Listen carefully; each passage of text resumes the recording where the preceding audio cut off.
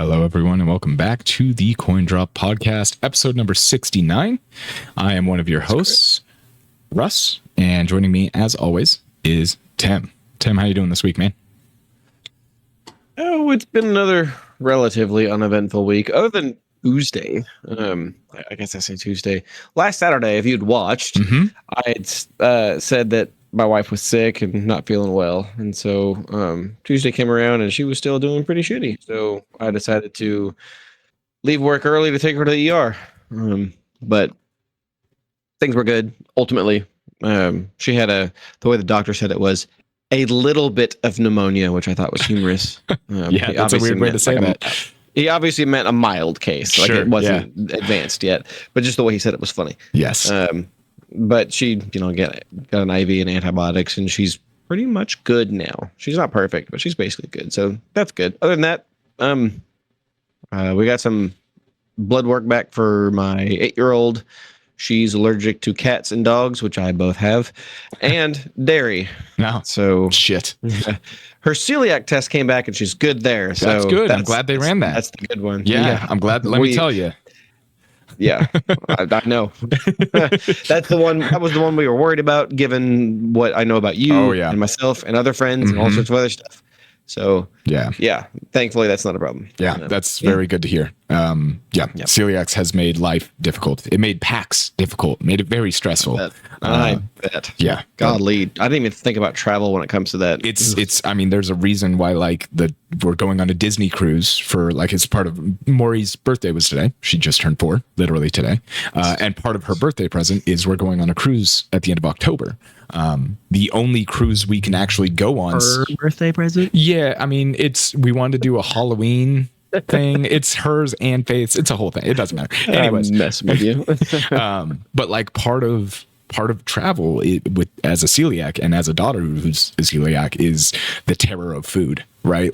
Never be because people don't worry about all the things. People Trust don't. Me, I know. Yeah, people don't think they think of it just well, just don't eat flour. Well, okay.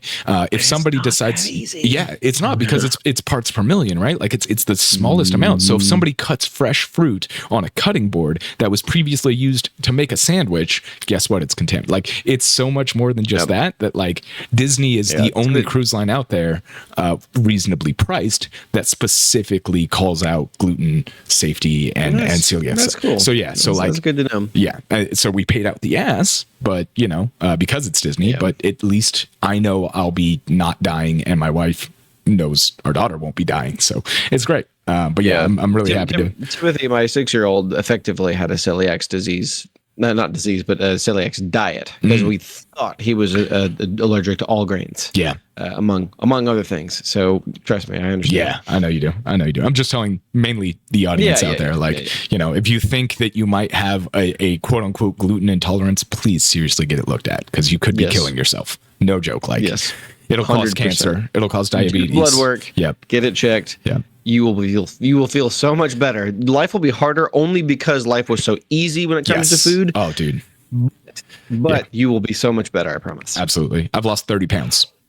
I just, it's not a night and just day. weight. No, yeah, but yes. But it just, night and day difference. But and if you get the blood work done and it comes back negative like mine did, don't necessarily put too much stock in that, because if you're still having symptoms, there is a 10% chance that blood work comes back false negative.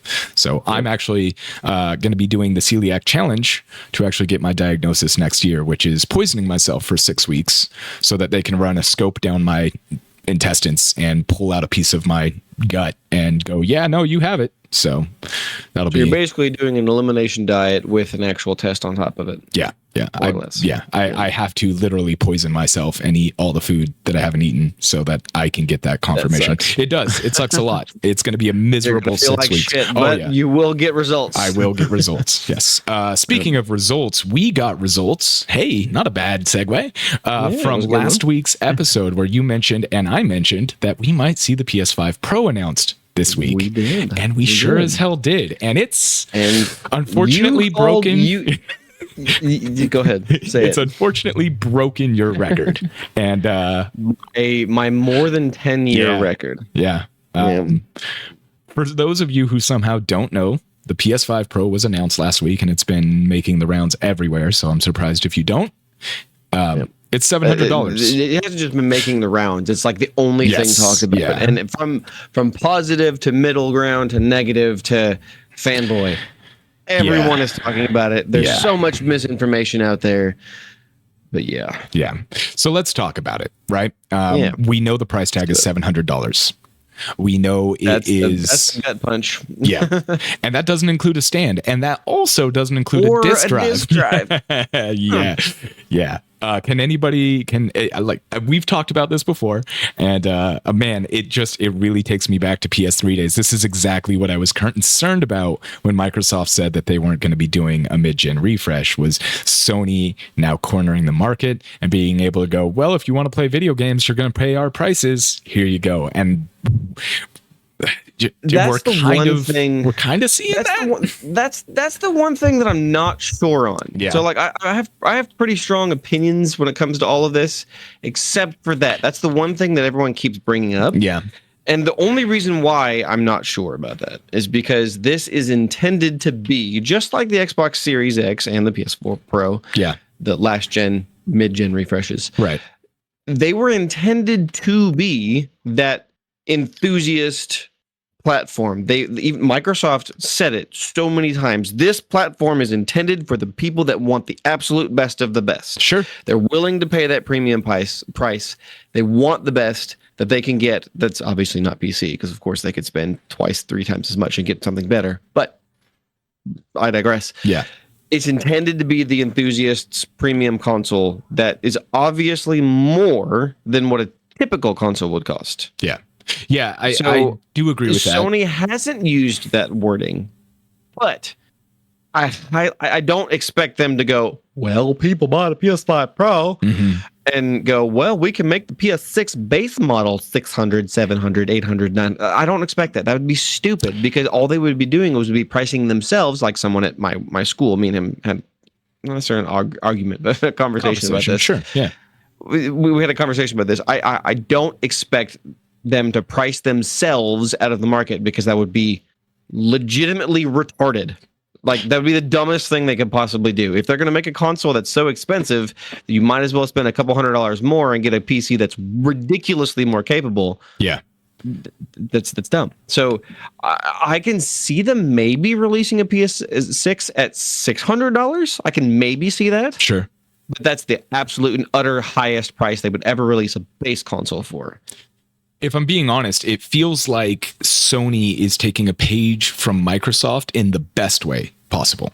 So like we saw the Series S and the Series X, this is kind of that difference, right? Like you said, it's the enthusiast. The PS5 Pro is the Series X, right? Like, it's the top of the line. You don't by any means need this, but if you want the most feature complete package, pull it out of a box, plug it in and play it without any hassle or anything like you get with a PC, that's what this is. Now, is it necessary? Absolutely not. No game on console is running at 8K. Yeah, no, it's just not necessary. Now, that being said, even at $799, this is comparable to a single mid to high end graphics card for PC, right? I paid, when I bought my 7900 XT, which is the second highest tier of the newer AMD cards, it was $799. It might have been $699. I think the XTX was $799, but that's so just just a real quick interjection. The pretty much all of the analysts, Digital Foundry included, of course.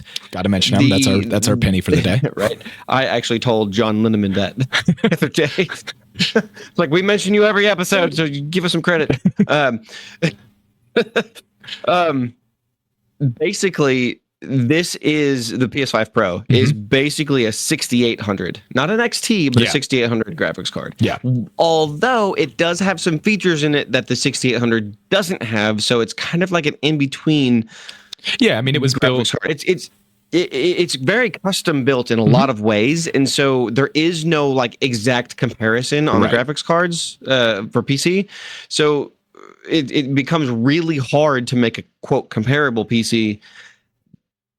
In price. And it's impossible to make, well, I would say it's hard to make a comparable PC as far as your specs go, because there's some RDNA 4 features, which maybe we'll get deeper into, but there's some RDNA 4 features in the PS5 Pro graphics card that are not in the AMD feature set.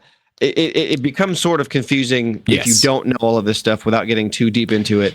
That basically, if you want to build a comparable PC, you're looking at spending probably closer to double the amount. Yeah. Anyway, sorry for my quick interjection. No, you're good. It's more of what I was getting at was single price point alone, right? Like the price point for the system versus the price point for a top end graphics card, right? The part of building a PC people forget, and I've watched this happen time and time again with people that I have built PCs for, or helped them build for, is, we build this awesome rig and we get, right about where their price point wants to be, between $1,200 and $1,500, and it's got all this and it's got that, it's got the best power to price GPU we can get, like all that stuff. And then we go, okay, what about your peripherals? And they're like, oh shit. I'm like, yeah, what are you plugging this thing into? Keyboard, monitor. Exactly. So it's like, okay, well, you've got this awesome rig. What 2K monitor are you using? I'm still rocking 720p. Well, you're not taking advantage of shit with this rig with it. So yeah. Or to call myself out here in a bad way, you've got I don't even know how to word this guy, and I don't want to give him credit, so I'm not even going to name him. Yeah, just don't. Basically, this guy has a big following. And he's an Xbox fanboy through and through, and I thought he was a troll for a while, but honestly, I think he's just ignorant, because the reason I say this is because he built a PC with no RAM whatsoever, and when someone called him out, he goes, "You don't need it. The graphics card has VRAM." That's not the same thing. Yeah. He didn't actually, to be clear, he didn't actually build the PC, but he built the price for it, right? Yeah, he built it in Newegg, so you could see. Yeah. But he didn't put in RAM because he's like, well, you don't need it. He defended himself. He defended himself until the entirety of X was like, you're fucking stupid. Yeah. I did go to his profile. He did edit it, but he also edited it with 8 gigabytes of DDR4. That's not even gonna boot up Windows. Like exactly. Come on. So guy doesn't know anything about PCs. And still the PC he built was $800. Yeah. So still $100 more than the PS5 Pro, but also lacking RAM or lacking a monitor, good RAM, lacking a monitor and a mouse keyboard, etc. So the point is, yes, PC is better. There's no arguing. But it's more versatile too. Like you can do more. Let me finish. Okay. You're correct, 100%. But let me finish. Yes, it's more expensive. There's no arguing that. However, as you said, it's more versatile. It can play all of Xbox games. It can play all of PC games. You can play a fair number of PlayStation games, and they're adding more all the time. And they've also recently, relatively, changed their strategy to all live service games are day and date on PC. Right. So and it's a PC, so word processing, everything that comes with a PC, emulation, on and top all the of PC capabilities, etc. Yeah. There's so much more a PC can do, but the ease of use is drastically higher on PC. Plus, you have to worry about updates and making sure higher on console. Your cards and all these pieces are compatible. While console is plug it in, play it. If you have to update it now and again, sure, cool, whatever. But you don't think about any of that stuff. Yeah. You plug it in and you play it. You might wait a minute for those updates, but you play it. That's it. And that's one of the arguments, honestly, on X that I'm active on it very, very regularly. Nobody, zero people talk about that. Oh, that's they weird all talk because they talk about price. Honestly, it is very weird. Nobody talks about the ease of use of console over PC. Yeah. Nobody, literally no people. And I've tried bringing it up to others. I guess that makes one person. I've tried bringing it up. Nobody ever acknowledges it. Yeah. And don't get me wrong, as I'm not as integrated into PC as you or Mike or various other people. Sure. PC isn't difficult. No. But comparatively to console, it is hard. Yeah.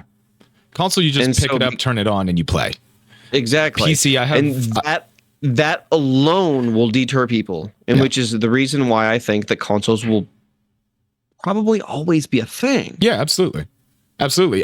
A closed ecosystem is easier to maintain than what PCs are, right? Like unless you're running Mac, which if you're running Mac, you kind of have some gaming capabilities nowadays. You've got some idea how to use a PC. Yeah. But the reality is like if you're running Linux, you're basically a coder. But the bottom line is I can't tell you how many times I've walked over to my PS4 Pro and booted it up and it starts up in a go. Versus how many times I've come over to my computer to sit down and play a game and find out like, shit, game's not launching. Okay, let's check drivers. Okay, drivers are up to date. Check Windows. Okay, is my antivirus doing some weird shit? Well, what's going on with it? Like, there's so much more to get there. Yeah, it isn't. It's minimal level stuff. Well, arguably, right? But it's still stuff you have to think about that you don't have to on console. It's arguably minimal, right? That's the thing with a console. Yes, I don't want to use the term idiot proof, but like, if you don't know tech, consoles are absolutely going to be the better place to play. Because if you don't know to check your drivers, if you don't know like, oh, new game came out, I better boot up AMD Adrenalin software and check for updates on my GPU. Like, if you don't know to do that stuff regularly, nothing tells you that. PC is a low bar to entry, but it's a high bar to master, right? Like, there's so much there. But let's get back to... let me give you just a hair of an example. I know PCs well enough. Sure. I'm not, Russ's level or our editor Mike's level of fluency. But this makes me sound dumb, but it's something I almost never do, which is the reason why I forget it every time I need to know how to do it. When I need to look at my specs on my PC, like the absolute exact specs, I never remember how to do it. Ever, because I do it like once a year, maybe twice. And so I always have to Google how to do that. And that's not something you can do, or let me rephrase that, have to do on consoles. You just, what are the tech specs? Because you don't have to worry about it, because those exist. There's only one or two options.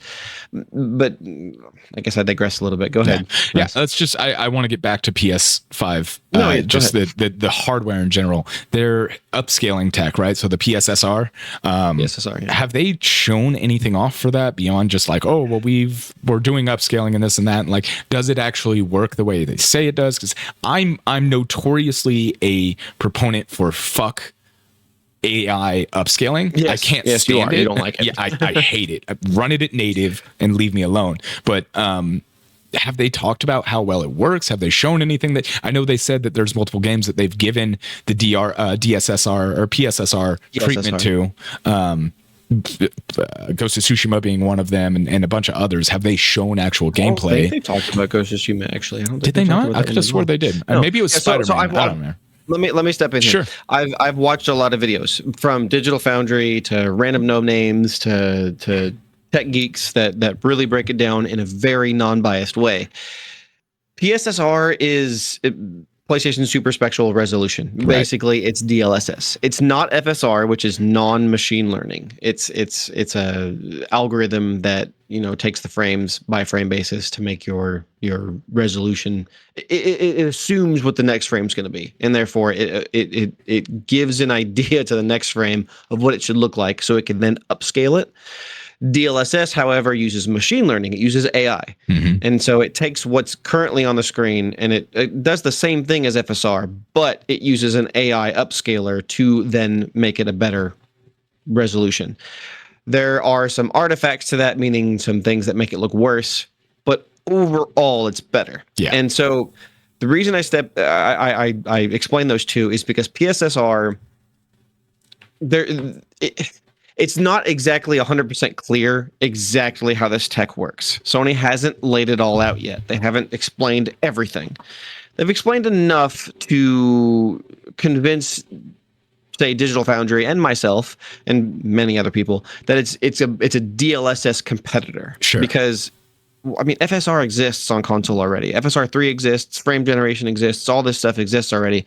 Why would they make something that's as good as what exists already? That makes no sense. There's no point to that. Why would they waste their time? Why would they waste their money? Why would they waste their computational power of the console for something that exists already?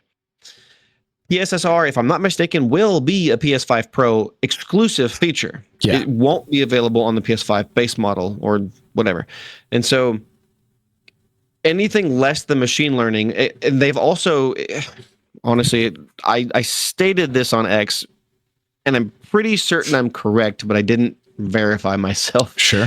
When I was talking to somebody else, but I'm pretty certain the extra cores that they put on the graphics card, Sure, are dedicated to PSSR, which is a DLSS thing. There are cores on the system to give to the console to make the AI learning dedicated effectively. Rather than software, it's hardware, which is a big deal. Hardware learning is way better than software learning because it's dedicated to that process, rather than the hardware that's not dedicated to that having to do that process on top of everything else. I don't know how well I'm explaining this. I'm sorry if I'm not doing it well. But basically, it should be, based on everything I've read, watched, and listened to, and etc., it should be something comparable to DLSS. It is a PlayStation proprietary feature. And by that nature alone, they're going to be slightly tight-lipped on a lot of it, right? Exactly. Like there's stuff they're not going to want to let slip because that's a private IP, right? That's their creation. Everything I'm reading basically says it could be as good as DLSS, or it could be better for all we know, because this is a dedicated piece of hardware. Right. We don't know yet. There isn't exactly a whole lot of examples, and there's zero examples of games in people's hands, like Digital Foundry. They can't actually physically test the stuff by themselves. They can't put the games in play and compare it to non-PSSR versions. With that said, to your direct question, the only examples that I'm completely aware of are Hogwarts Legacy and I thought Spider-Man got a beef too. If the Spider-Man does get a boost, but there's another game, but I don't think that really showed a whole lot. No. They did show a little bit on Ratchet and Clank. Right. Yeah. Rift Apart. Rift Apart. But there's another one that they showed off. That right now is escaping my mind. Well, In any case, they did show off some direct comparisons of PS5 Pro versus PS4. This Final Fantasy VII Rebirth. That's what it was. Gotcha. And the thing that a lot of people don't think about, because the image pops up and says PS5 Pro versus PS4, or sorry, PS5 regular, right? And they go, "Oh, there's almost no difference there." Compression ratios on screen, it's not just compression ratios. It's also the fact that the PS5 regular version is running at 30 FPS and it's on fidelity mode, while the PS5 Pro with PSSR is at effectively fidelity mode, but also performance mode, meaning 60 FPS and those better graphics, and then it looks better on top of that as well. Right. It has better ray tracing, it has better draw distances, it has better loading times, it has better FPS, etc. and so on. Right. And real quick to dampen this just a tad before I let you speak again. There has been several analysts that have effectively stated that because the CPU has the most minimal of upgrades, it's possible that games, say like GTA 6, the CPU effectively has a 0% upgrade. It is effectively the same CPU. However, it does have a slightly higher clock speed. I think it's 3.6 to 3.85, something like that, gigahertz. And so because of that, it's effectively the same CPU. And so games will be CPU bottlenecked, and therefore frame rate will be bottlenecked. So games like GTA 6, we probably won't see 60 FPS modes with the fidelity on top of it. I can't find anything on PSSR being also frame generation. However, I am noticing that effectively PSSR and FSR3 can run in tandem, and FSR3 does have frame generation. It does, yeah. And it's been a very good piece of software for PS5 games, for the games that it has been implemented into. And so maybe? Yeah. Well, they're also saying 120 frames for some games, which I don't. Yeah, they're saying. I don't know. I don't know that I buy that. It'd be great if it is. I think that's the extreme example. Yeah, I think that's going to be the outlier, not the rule. But I do want to say, like, okay, so the base PS5 right now is $499, right? And the Pro that's the disc version. Yeah, that's the you're right, disc version. So the base one then I guess is what, $399?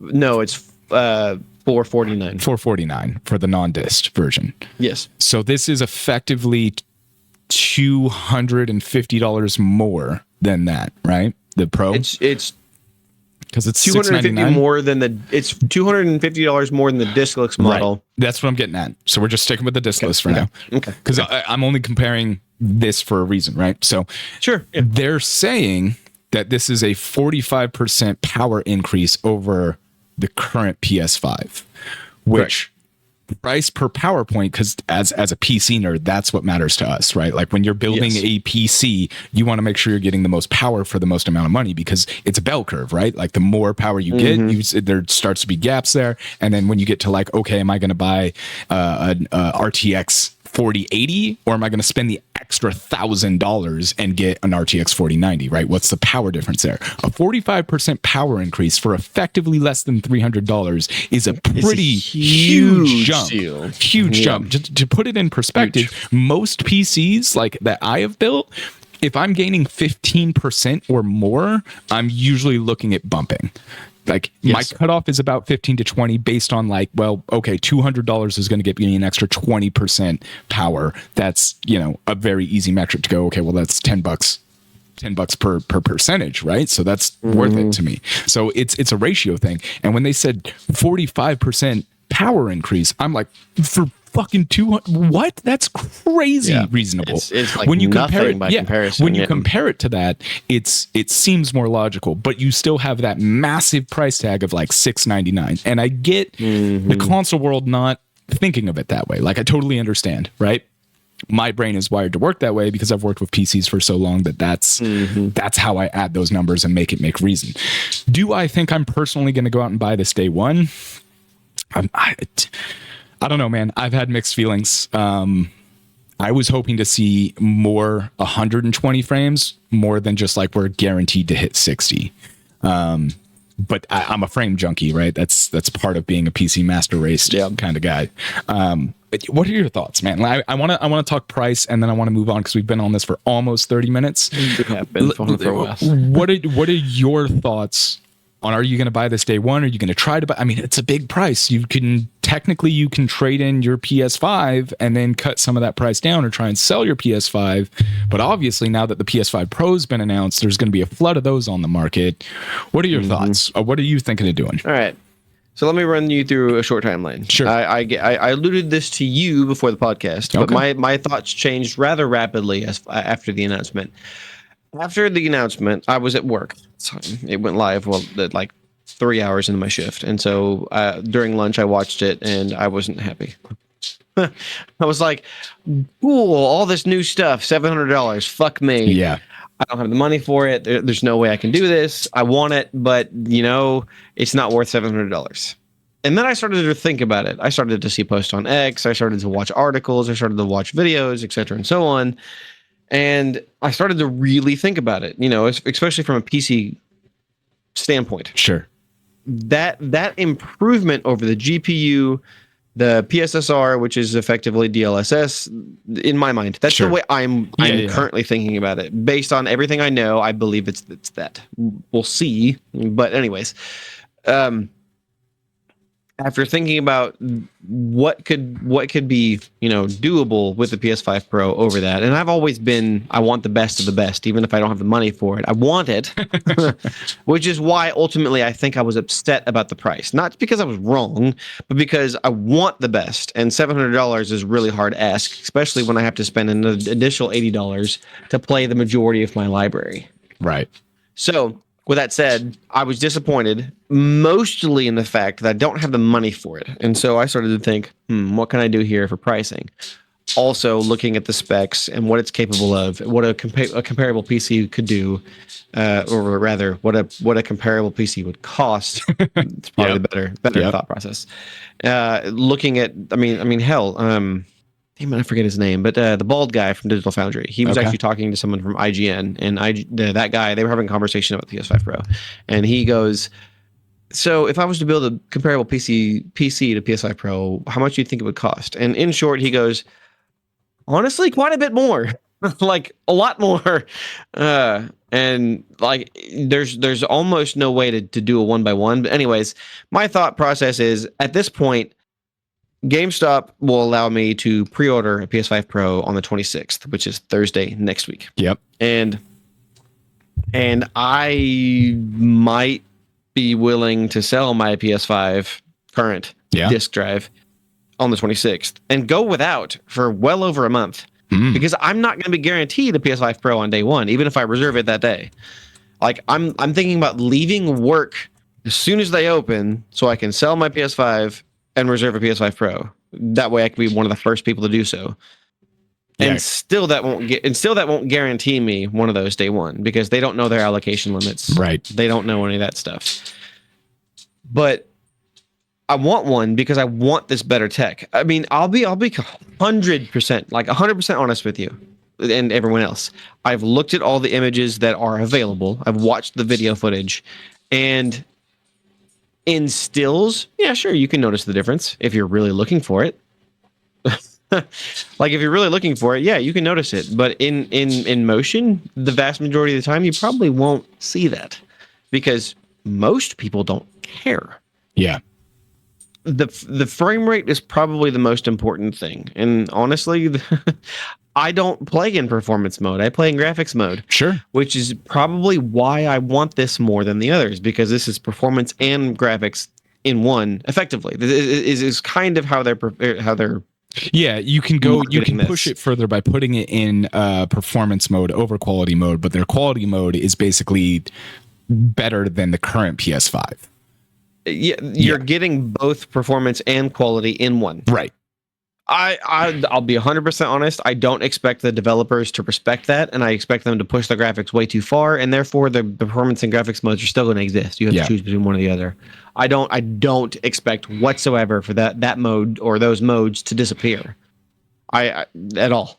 Mark Cerny wants them to, the chief architect of the PS5 and the PS5 Pro and the PS4 and whatever. He wants them to go away, but developers aren't going to respect that, and we're still going to see them.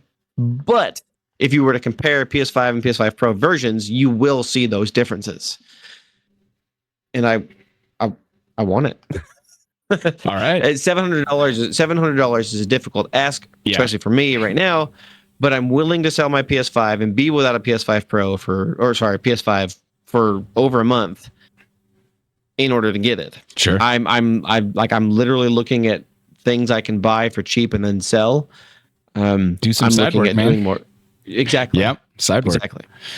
Well, side work, the Uber, you name it. Yeah.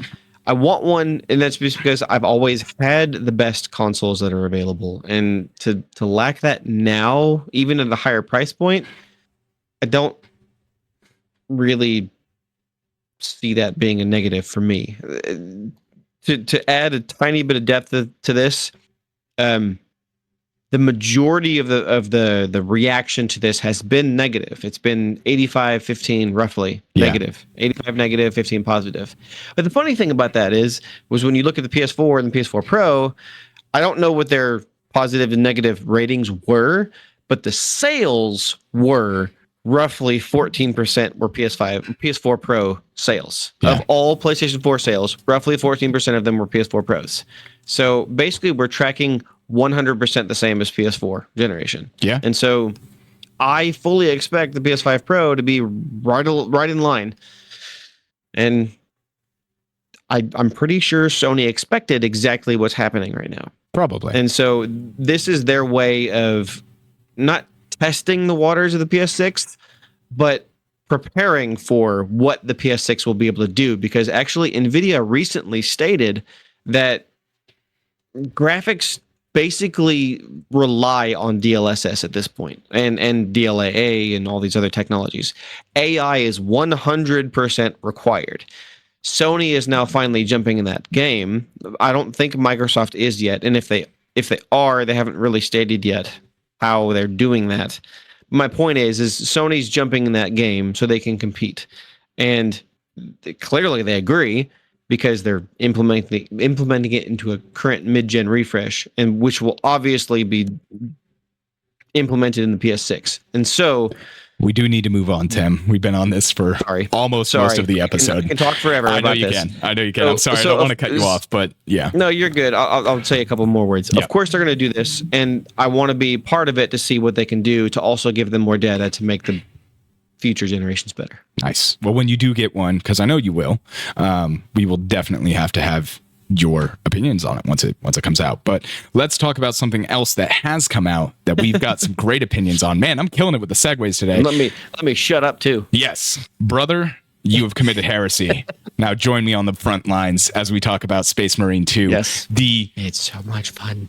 What can I say here? Okay. Game of the year contender for sure. Strick says, yeah, shut up, Tim. Game of the year contender for sure, without a doubt. Do I think it will win game of the year? No, because I still think that's going to Stalker 2 personally, but this is a strong goddamn contender. Strong goddamn contender. Speak up for a moment. I don't think you're right. I don't think Stalker's going to win. That's fine. I've been wrong before. I usually am, and that's fine. Stalker is going to be, unless it's a massive flop, it's probably going to be my game of the year. This, however, is a fantastic game to get me there. What you're seeing on screen is roughly a compilation of about 3 hours of footage I recorded last night with Strix while we played together, or at least talked. This is the opening mission. I cut out stuff that reveals anything of the story. There is no audio in this, no dialogue shows on screen, other than I think in a few key spots, but most of it is just raw gunplay, gameplay, and the game plays fantastic. I cannot say enough the amount of enemies they're able to put on screen, how good the controls feel, the gunplay feels amazing, the melee combat feels just weighty and good and meaty, the counter and elimination, gore and blood so and great. Just raw male fantasy. So that's what I've been telling my wife. I was like, this is a game for males, and it's so fucking good. Well, there's definitely some hardcore women out there that I've met in my life that would love this game, but this is definitely like when you think male gamer, this is fantasy. This is it. And so like to interject just a little bit. I honestly, I feel like I've been saying this way too much lately. But this feels like it harkens back to roughly the PlayStation 2 era of just solid gameplay. That's all they care about. Like, sure, they're trying to throw a story in there and they're trying to make the gameplay fun, but like ultimately they want you to have fun playing this game, and that's all they care about. And that's what games should be. And this game does a damn good job of it. Yeah.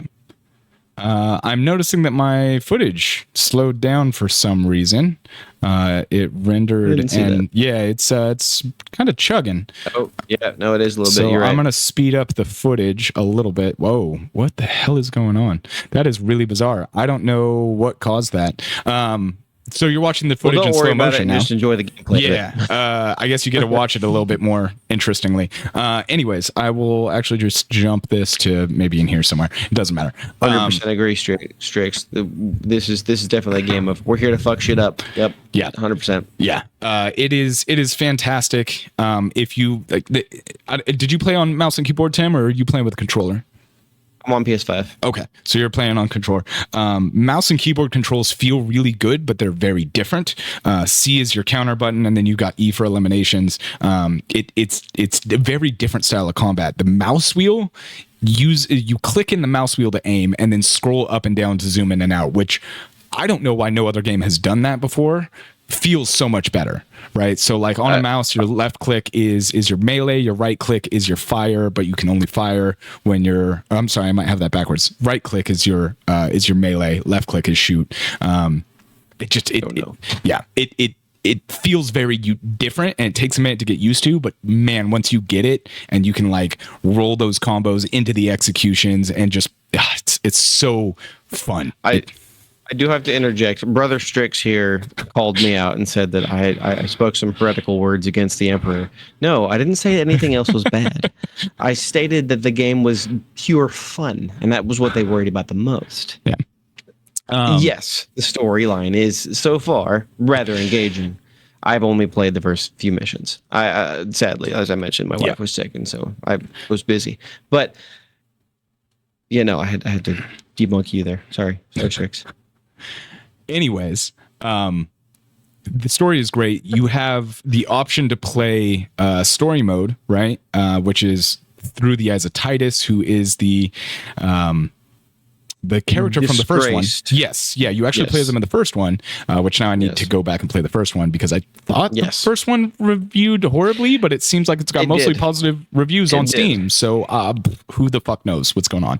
It reviewed horribly because at the time the industry was going through a massive shift on what gaming was. And effectively they didn't like the old schoolness of the game, and there was obviously some bugs and stuff, which obviously have been fixed. It's not quite this type of game as far as, I don't know, a Gears of War / visceral Space Marine type game, but it is worth playing. Honestly, in my opinion, it's been worth playing since the beginning. But So I want to get into some more mechanics of this game. You have the story mode, right? And then you've got operations that you can do, and you unlock operations as you go through the campaign. These operations are where you get to play with your custom character, which is, holy crap, the customization options that they have off the cuff for this game are impressive. It's stuff I wish Halo would have had. Like, it's the level of customization that I wanted to see in Halo that Halo never really achieved. You're about to see it here. Some just me fucking around, seeing what's in the settings, but you've got multiple different classes you can choose from for the operations, which you'll see here in just a second. I ran the heavy because that's just my personality, is go in, big, strong dude, big gun, blow shit up, kill shit. That's my MO. That's how I play. It was a blast. There is an RPG system in the sense that you level up based on experience gained throughout the mission. You unlock perks for weapons. You get all kinds of shit. There's 1%. Launching it with the Roid Rage, throwing it back to the early 2000s when we used to play Streets of Rage. Hell yeah. So just to give everyone an idea of what Operations is effectively a Left 4 Dead style mode. No, not at all. Not at all. Have you played one? That's not it at all. Have you played? Let me shut up and let you talk, because from what I have. Then just talk. Okay. Yeah. So operations are actually side story missions from a crew that Titus actually dispatches to go do missions. They're exactly the same format as the base game. You're just, quote unquote, the B team. It's not like a horde mode kind of thing. No, not a horde mode. No, I didn't mean that. But then it would be, you're comparing it to Left 4 Dead, which would be comparing the entire game to Left 4 Dead, because the style of gameplay doesn't change at all for operations. I'm trying to think of wording here. Okay. I mean, the campaign does play relatively similar to, relatively in the sense. I would say in the sense that there's hordes of enemies attacking you. Sure. Yes. Yeah. Okay. Yes. I on its basis level, I can agree with that. Yeah. So you are going from point A to point B. There's some objectives in between. You can find some stuff. I don't believe there's any sort of AI system that goes, oh, they split up, fuck them up. I don't think that exists. No, like Left 4 Dead. There's no special infected. I guess there. Yeah, there's definitely no. There's special some comparisons that can be made, but they're very baseline. Like it's a horde, right? So, anyways, they're side story missions. They do warn you, actually, which is really interesting. I want to make sure I say this. They tell you basically not to play anything else until you beat the campaign. Yeah, which actually, like, so I saw that and I was like, oh, I don't want to ruin the story. Yes, I did the same thing. But so I didn't do the first operation. I did it actually before the second mission. Yes, Strix, jump into the Discord. No, damn it. He can't. This is a private channel, and if you do, I'll kick you out because it would screw everything up. So don't. I don't think. Anyways, go ahead. Both of you need to fucking stop so I can finish talking about the goddamn game. All right. Cool. All right. So, it says that it can add spoilers, and really the only thing I could see that would be quote unquote spoiler from doing the operations mission before the mission that operation happens is there's a few lines of dialogue which are completely irrelevant. It's just like check-ins with comms with your operations team and Titus, which you actually get to hear from both sides when you play the operation and the main story mission. And I encountered an enemy in the operations that I hadn't in the story yet, and that was literally it. So there was nothing there that spoiled anything of the actual arc of the story, at least in the first operation. I don't know if that changes moving on, but for them to say like, hey, watch out for spoilers if you do this, it doesn't feel like there's any spoilers there to me currently. I mean, I don't think it's entirely story spoilers. I think it's also like level spoilers, maybe, like but the level that you're playing, you wouldn't play this level assuming you played operations before storyline. You wouldn't have played these levels unless you played the campaign first, and they want you to play the campaign first so you know what you're doing. It's one of those it's their soft way of saying play the campaign first and then play the other modes, which has kind of been an industry standard for a long time.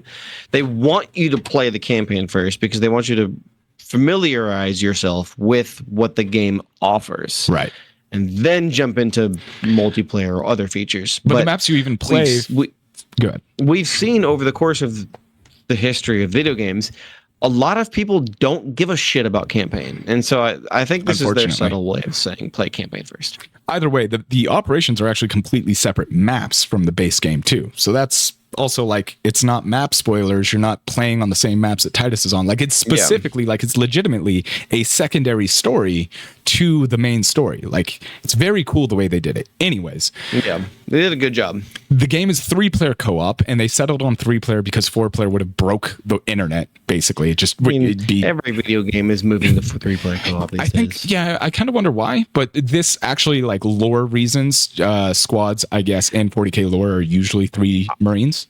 Honestly, I believe that the reason why most games are doing it is because balancing is way easier with 3 than over 4. Probably that's probably the main reason. But obviously they can explain it away with lore reasons and stuff.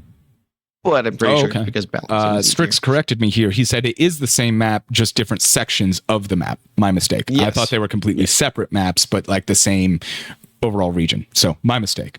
Either way, the customization options are massive. I want to go back to that real quick because I love customization in games, and this game has nailed it, and they have the opportunity to add so much more moving forward. I cannot wait to see what kind of content they add to this game over their season pass and everything else that is to come. There is a lot of options here for them. That being said, this game already has some really good mods, and I'm going to drop 2 of them here for you, which I will be testing out. Yeah, I'll be testing out for myself. Neither of these mods break the game, break the story, or break anything. They don't give you a competitive edge in PvP. They have 0 impact on anything, and they are visual mods only, so they cannot result in you getting banned from anything because they give you no advantage or disadvantage in any way, shape, or form other than visually. Okay. That being clear, there is already a mod so that you can play your custom character in campaign. Now, that being said, the caveat to that is the cutscenes will still be of Titus and his squad, but effectively the gameplay will be your custom character. Another caveat to that, because it's technically the campaign, you will not get XP for completing the main story missions as your custom character.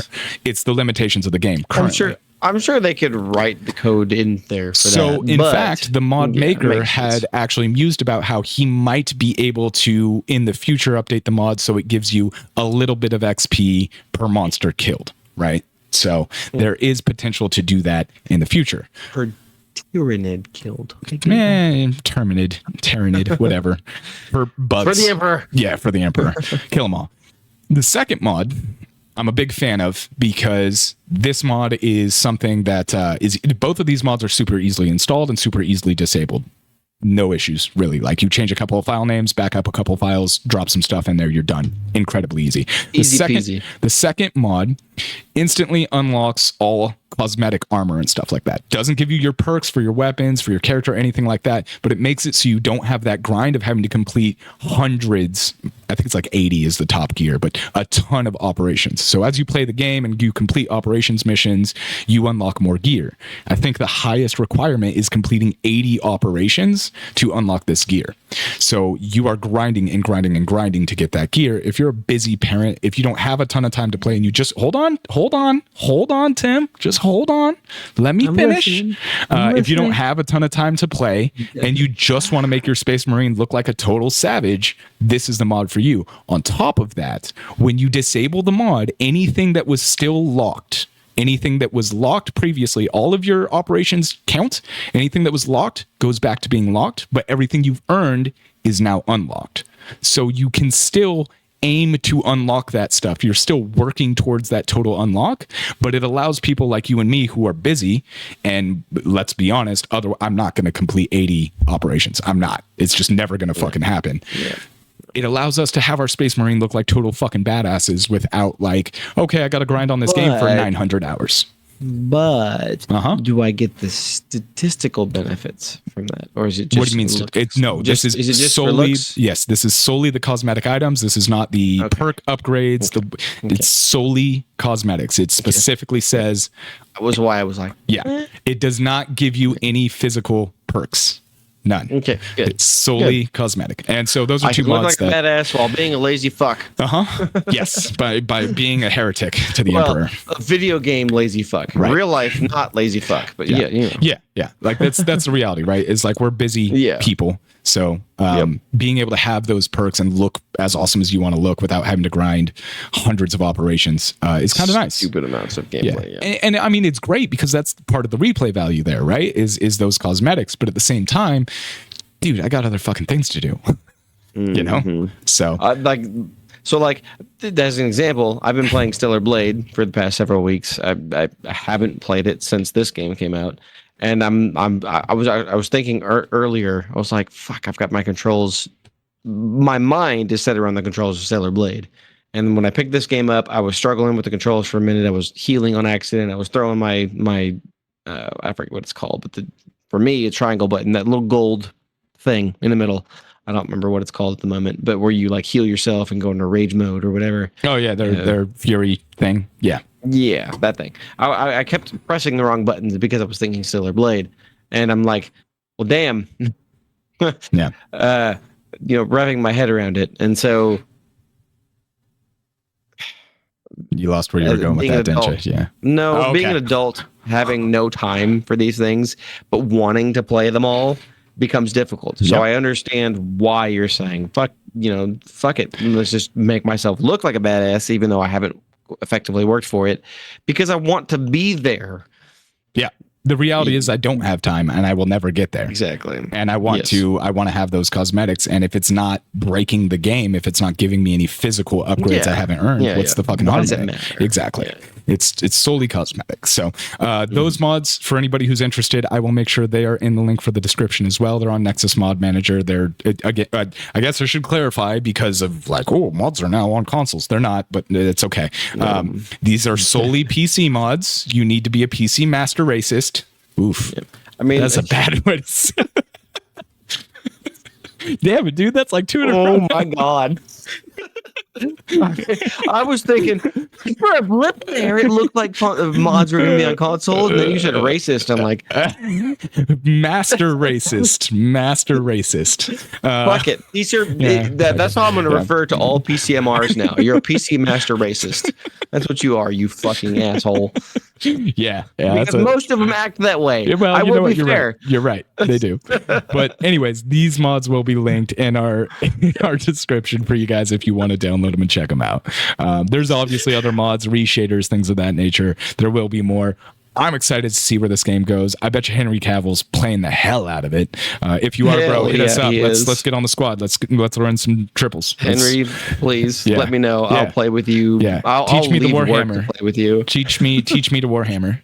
It's the remake of Teach Me How to Dougie, that really awful rap song. It's just Teach Me How to Warhammer. Oh my God. Yeah, throw them back. Kill me now. All right. Speaking of killing you now, let's move on to our next topic, because we are very deep into this episode already, and I'm very glad that I upgraded our allotment for time, because we're blowing through it and I'm just burning money here. That's really okay. Let's talk about being alone in space on a supposedly derelict ship.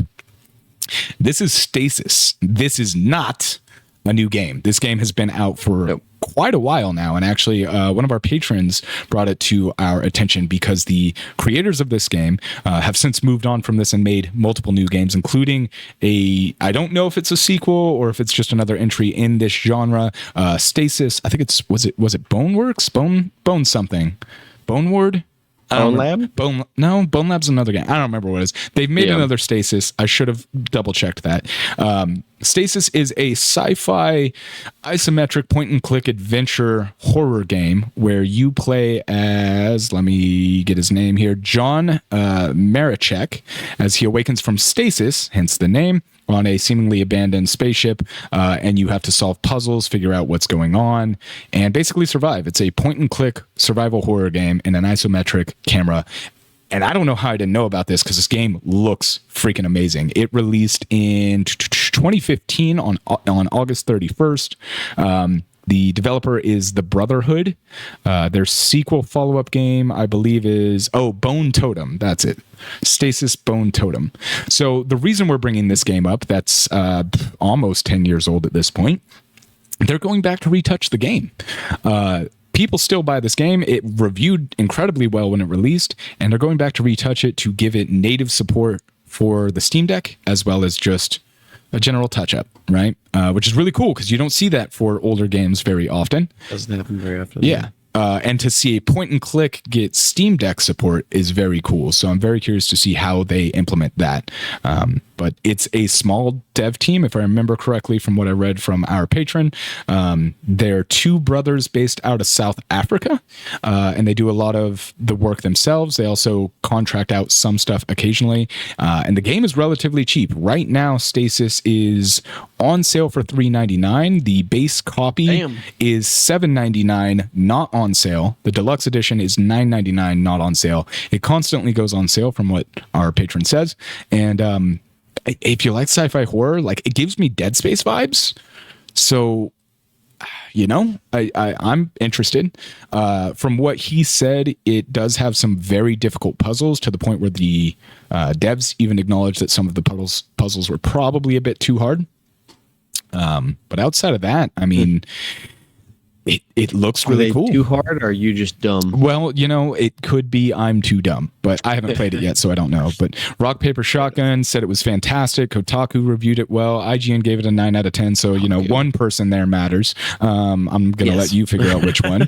That's the riddle for tonight. It was crafted by Christopher Bishop for the past 5 years. It was in 2013. It was successfully kickstarted. And the rest is history. But if you like isometric horror, point and click, story driven, dark space sci-fi stuff, this might be right up your alley. So I just want to reach out and say, thank you to our patron for bringing that to our attention. And are you sure that wasn't enough descriptors in its genre? So you need to give me another. Space. There you go. How's that? Sorry, had to.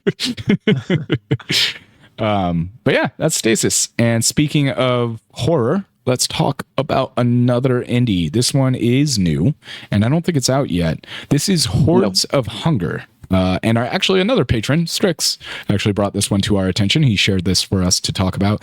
This is a action survivor, like Diablo-esque survival horror game. Yeah. I don't know. Yeah. I didn't get a chance to look into this one, Tim. I think you did. So why don't you share some info on it?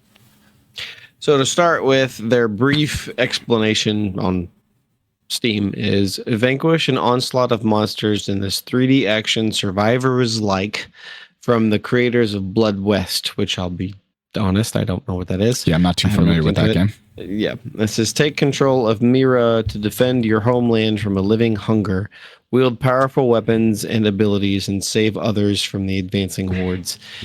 I think the game this most reminds me of, because it's not quite a Diablo-like as far as the camera angle goes, but it's also not quite a third-person action game, like say Stellar Blade or any other similar, say Dark Souls, but it's kind of like an in-between, say Diablo and a game like Dark Souls or Darksiders or whatever. But it does have that Diablo-esque, tons of monsters, hordes of enemies you have to deal with and combat. But the thing that it most reminds me of is probably Darksiders Genesis, except for that's more of a Diablo-like. So it's that cross. But basically, Survivors-like is the thing that almost confuses me, is because of the type of game that it looks like. The survivor element is what I don't quite understand yet, because I've tried reading it and they don't really specify. They mention it's a roguelike or roguelite rather, not like roguelite slasher where you fight in a survival against ever intensifying waves of monsters, which sounds like it's a horde mode style game. And so I don't know. Honestly, I don't believe they're confused. I think that their messaging probably isn't correct. But if you look at the gameplay of this game, it looks really fun, and it's really hard to pinpoint exactly what it is. Yeah. Well, talking about the devs here, Hyper Strange, I think that's their name. Anyways, the devs here, I pulled up Blood West. This actually is a first-person shooter zombie game as well, set in the Wild West. Honestly, it looks really cool. Graphically, it's kind of the same niche as Hordes of Hunger, just from a first-person setting in the Wild West. This one does not have the tag of being a roguelike or roguelite. It says FPS Western retro horror stealth RPG.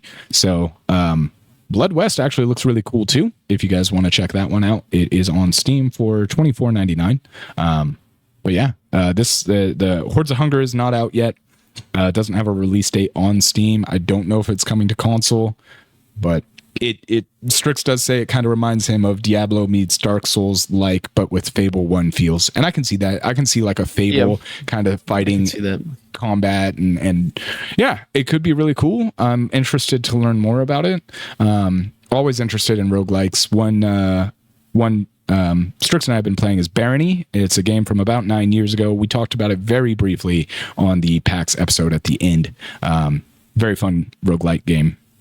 So that is our main topics. What do you? My quick thoughts after watching it more and more and reading more about it and just like really solidifying my thoughts on it is, like you mentioned, it's kind of like a Diablo-esque Fable meets a Souls, or not a Souls-like, but a roguelike. Yeah. It's kind of it really is a roguelike / horde mode. That's probably the best way to put it. It's a roguelite horde mode game. Yeah, which is relatively unique. You don't really see those two thrown in there. So it almost feels like they're taking MiHoYo's, the Genshin Impact, Honkai Star Rail developers.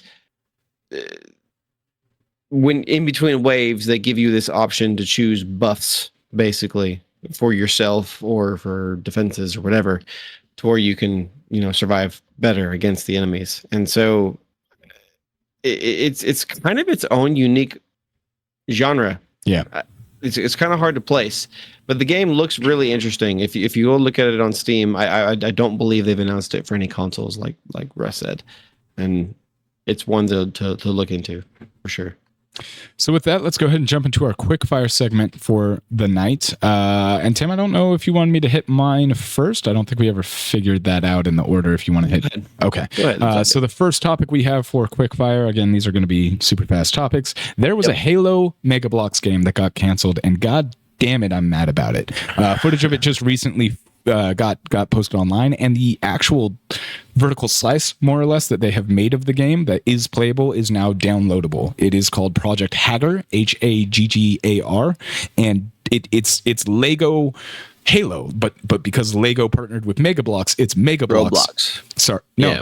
not Roblox. Roblox is the not Roblox, but it Mega looks Bloks. like Roblox. It's Mega Bloks. Mega Bloks. Yes. It's all right. Too many blocks. There's Lego blocks, Yes. Mega Bloks, yeah, whatever. Matchbox 20. Anyways,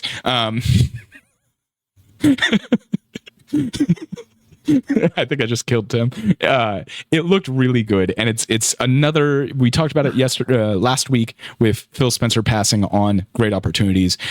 We found out about the Helldivers version of ODST Halo that he passed on, and this is another one that could have been great. I mean, they want to bring new, younger fans into Halo, but not ruin the main line. Like it would have been. It looks fun. It's frustrating. Go check it out. It's really disappointing they passed on it. That's what I've got. Although I do believe this is before his time, but either way. Yeah, it was Xbox 360 era. So yeah, it would have been before Phil, but yeah. What do you got? All right. So last week, yet again, we mentioned that Honkai Star Rail might be getting a physical release on PS5. And well, that's been confirmed. You do get some bonuses like we talked about, from extra polls and so on and so forth. Polls for characters. But yeah, if I'm not mistaken, it's only $40, which is decent, and I'll definitely add it to my physical collection so I can go, look at that, I got a case. Because I'm that kind of You're a collector. Yeah. Yes. But $40 is a good price. It's better than $60 or $70. So anyways, moving on. There is a Superman style game made by an indie dev of, I believe, a very small team. I want to say it's only like 3 developers, but don't quote me there. It's a game that's actually been available on PC for a minute. I don't remember exactly how long, but it's called Undefeated. They have confirmed a PS5 version of the game. And as I mentioned, it's basically a good Superman game. And it's saying something because they've never made a good one of those. It's not a high bar. Yes, I was just about to say. Rest. It's not a high bar. We're talking like 2-year-old level of bars. Yeah. Undefeated is free on Steam right now. I don't know if it's always free, but it's currently didn't notice free. that. Yes, it's free. I did not notice that. Let me pull it up so I don't have to think about it later. Hold on a second. There we go. Good enough. All right. Next. I think this is actually the sequel to Undefeated. It has a subtitle that right now I can't remember. This is effectively a sequel for it, and the sequel will obviously also come to Steam, but it's also coming to PlayStation. I don't believe they've confirmed any other consoles outside of PlayStation, but it's probably only a matter of time for Xbox. Valve, their confirmed, unconfirmed hero, I don't know if it's a hero shooter, I might be wrong there, but their new shooter, Deadlock, which I believe is in a closed beta at the moment, is basically Steam, Valve, whatever, was more or less going, hey, look, our game, it doesn't have de novo or any anti-cheats. That was a bad idea because very, very quickly they got lobbies filled with cheaters, and so they're like, maybe we need to add an anti-cheat. Maybe. Nobody likes anti-cheats, but it turns out they actually work. So sorry, PC players, deal with it. I don't care. Next. That's really the only way I can. That's really the only thing I can think of. So the developers behind Stray, Outer Worlds, and various other video games, Annapurna. It's such a weird word. Annapurna Interactive. They were in talks with their suit overlords to become an independent studio. I don't know exactly what that would have meant for them, but basically they fell through, and all of them, 100% of them said, you know what? Fuck you guys, and resigned. I don't know what this means for any of their video games. You'd think with 100% of them resigning, suits are really, really fucked right now. Especially because Outer Worlds 2 was announced like really recently. Actually, like pretty sure we announced it not announced it, but talked about it on a previous episode, like 2 or 3 episodes ago. The only thing I am aware of is that Control developer Remedy just signed a contract with Annapurna Interactive. They stated that all of that stuff has nothing to do with them, and therefore it affects nothing. So all of Control's, or not Control, but all of Remedy Interactive games are unaffected. But Annapurna games, like the upcoming Outer Worlds 2 and so on and so forth, is kind of up in the air. What? They don't make Outer Worlds 2? I literally looked up the games that they make. Outer Worlds 2? What? Hang on. That's Obsidian. I'm pretty sure I'm correct. Outer Worlds is Obsidian. Not Worlds. I'm sorry. Wilds. Okay. You're correct. I'm sitting here going, what the fuck? Yeah, I am incorrect, and I wrote the wrong thing. The problem is there's 2 games that have almost the same fucking name. It's very close, and they came out roughly. That's my fault. Okay. I was correct with Stray. I was incorrect with Outer Worlds. Why I was like, it's Outer Wilds. That's why I was sitting here for a second. My brain was like on fucking dial-up. I'm like, Obsidian did not make what? Thank you. What? Thank you for the delayed reaction of Internet Explorer. Yeah, you're welcome. This case. Yeah. But yes, Outer Wilds. I'm sorry. They've also made the names games you may have heard of: Neon White, what were named of Edith Finch, Solar Ash, so on and so forth. But my point is the entire development team has resigned. So I don't know what the hell that means. I don't know if this has ever happened before. Well, quick fire. Next. Yeah. So with that said, Xbox has decided to lay off more people. This year alone, I think the layoffs are close to 3,000. They've decided to lay off 6,000. Sorry, not 6,000. 650 more people from the Activision side, even though they promised that wouldn't happen. Mm-hmm. Moving on, Dead Island 2 is getting a new free-to-play co-op horde mode, as well as a new game plus, which makes me already want to play it because horde modes are awesome and co-op makes them even better. And last but not least, due to the fan outcry as well as mass petition, like I believe they got near 500,000 people to sign this petition, but the Crew the Crew 1 was shut down, and fuck you, basically. You can't play it anymore. And in some cases, they were actually removing licenses from your version of the game. Well, due to this petition, Ubisoft, I think it's Ubisoft, that's correct, right? Yep. Ubisoft has basically stated that the Crew 2 and Motorfest is going to be getting an offline mode. Therefore, you will always be able to play the game. So, huge win for gamers. All you have to do is let your voice be heard, and you can actually make a difference. That's and if I'm not mistaken, this was actually almost entirely a European movement, meaning America and the rest of the world had nothing to do with this. I'm pretty sure basically this was a European movement because, Ubisoft is placed in Quebec, which is not European, it's American. Fuck me. Moving on. Yeah. Anyways. You do a great job. We got this. They've managed to make an online-only game not online-only, at least for games preservation. So keep it up. More or less. Is that it? You got more? That's it. Okay. That was the last one. 69 episodes. 69 episodes. And we're still working on it. Oh, Christ. All right. Well, that's going to wrap it up for us tonight. Tim, if you're down to play some Space Marine 2, I sure as hell am. We should 100% bring back the after party. We should. We will talk to Strix and see if he's interested in that. And maybe we will stream. I will stream here, us playing. Brother Strix is down to play. Okay. So we will be back after our Patreon to do a post-game after party, post podcast after party where we play some PPP post podcast party. Yeah. There we go. The PPP, the triple P. We should make it a trending Twitter. We'll get there. So thanks everybody for watching, listening. I'm sorry to our audio podcasters that had to hear us ramble ridiculously long. Next week will be a more regular sized episode. Tim, take us out. I love you guys. That's not the line. There it is. Have a great night.